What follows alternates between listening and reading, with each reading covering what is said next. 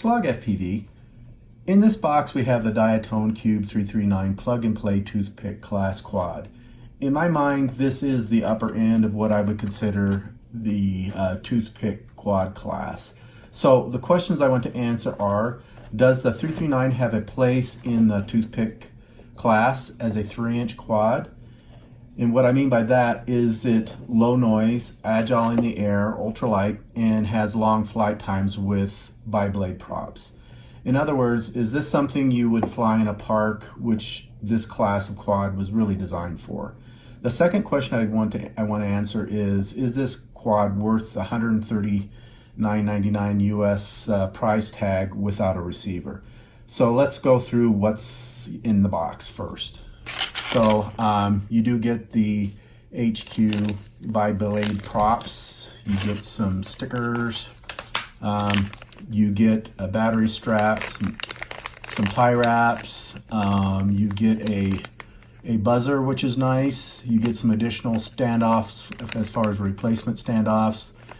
You do get a little wiring harness here, and then you get some spare screws. So overall, it's a pretty complete package. I always like the way Diatone has extra parts, replacement screws and stuff, and wiring harnesses in their packages. So next, let's go through the specs. The flight controller is the Mamba F411 16 by 16 millimeter stack. The ESC is a 12 amp continuous 4-in-1 ESC.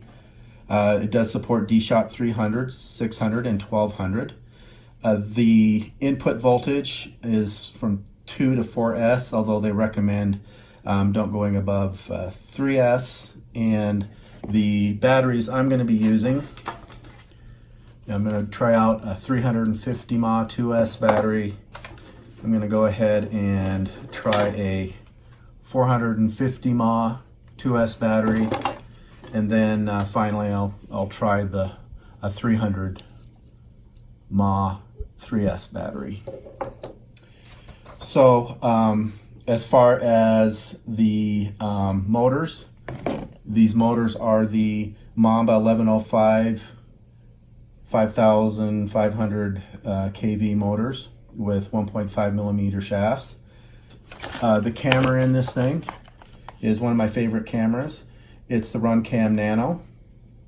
The VTX on this is the TBS Unify Pro, which is a really good VTX.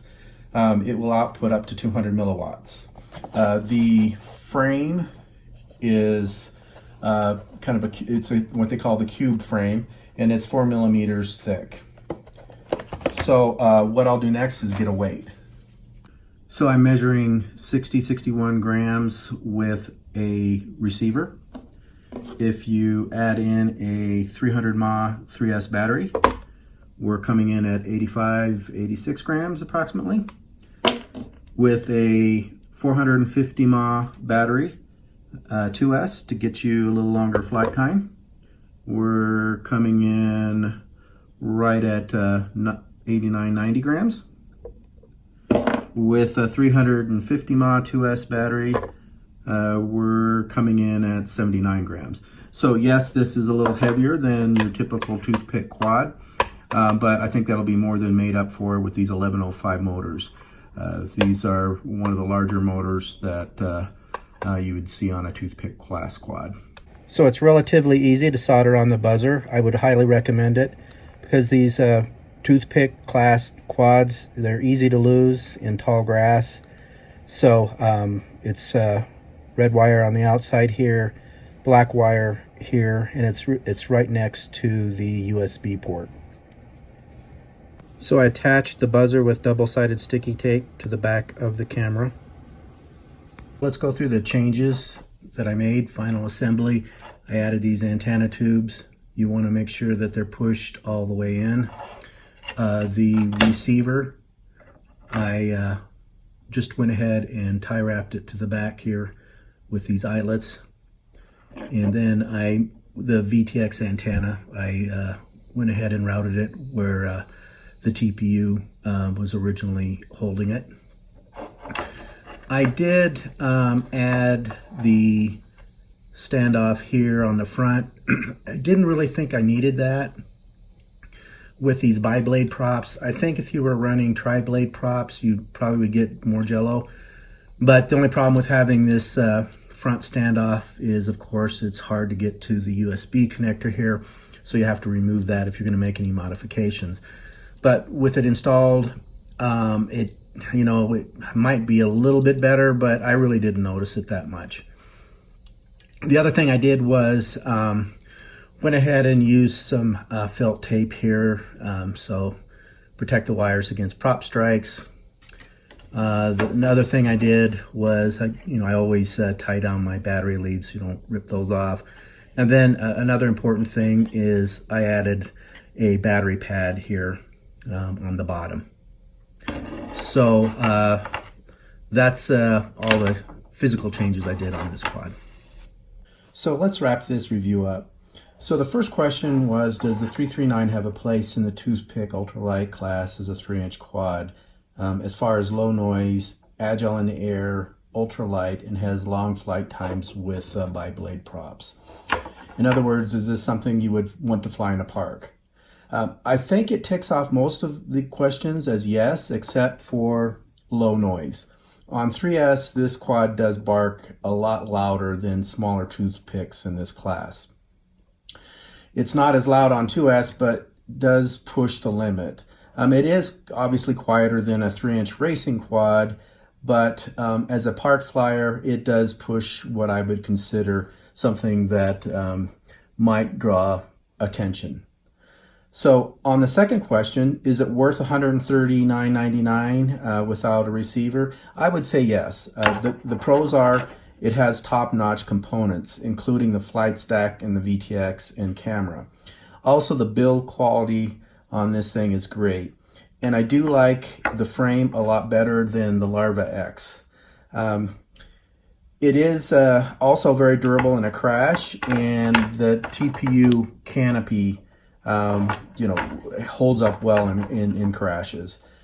So also it flies great on Betaflight 4.1. I did try and run it on 3.5.7, didn't really like the way it flew, and I just loaded Betaflight 4.1 release candidate 2, I think was what I put on it, and it flies great just with the stock PIDs on 2S and 3S with I use these 450 mAh batteries here, and the 300 mAh 3S batteries. When I tried the 525 mAh batteries, it's a little too heavy and didn't fly as good. So if you're going to be flying 3S, 300 mAh is where you want to go, and 2S 450 seemed to be a good sweet spot. I was getting about on the 2S batteries about 5 minutes on a fresh battery with these 2S 450 mAh batteries. So as far as the cons, again, it's a little louder than what I would like. Also, the flight times on 3S are significantly less than 2S. It's around 3 minutes is what I was getting on 300 mAh 3S battery. I would also argue this isn't something you're going to be flying in the backyard. It is, I think, in my mind, a little too fast and a little too large to fly in tight spaces, proximity flying, as to compared to something like the Tiny Hawk here. So, also a con, I wish it would have come with antenna tubes out of the box, so you'll have to buy your own antenna tubes. I'll go ahead and link. They're cheap. You can get them on Amazon, and they're good to have around. Also, it is on the upper end on the price point. You're at $139, so it isn't cheap, and that's without a receiver. So with that, I will show you some short videos on both 2S and 3S. And as always, thanks for watching my channel.